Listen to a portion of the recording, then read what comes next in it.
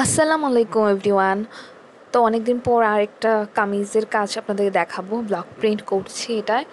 তো শুরু করা প্রথমে নতুন যারা তাদের জন্য উদ্দেশ্যে বলবো যে কাজটা দেখতে যতটা সহজ মনে হবে, ব্যাপারটা কিন্তু কিছু নিয়ম না মানলে এতটা সহজ হবে না।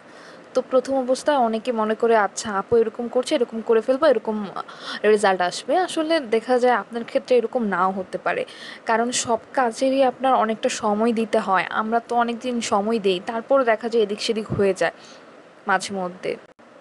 দেখবেন একই ডাইস একবার ভালো ছাপ আসছে আর একবার হালকা ছাপ আসছে।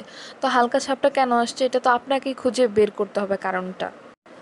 ব্লকের কাজটা কিন্তু অনেক নিখুঁতভাবে করার চেষ্টা করতে হয়। তো দেখা যায় ভিডিও করতে গেলে আমি একটা ঝামেলা করে ফেলি, এর জন্য দেখা যায় ভিডিও কম করি ব্লকের কাজের। আবার ফোনটা কে ধরবে এটা নিয়ে ওটা ঝামেলা থাকি আমি এখন। আগে আমি যখন আমার বাবার বাসায় ছিলাম তখন আম্মুকে বলতাম আম্মু ফোনটা ধরেন। ব্লকের কাজ করতে বসছি আর বৃষ্টি নেমে গেল দেখতেই পাচ্ছেন। আর এখানে দেখতে পাচ্ছেন সবগুলো সার্কেল কিন্তু একদম সেমভাবে হচ্ছে না।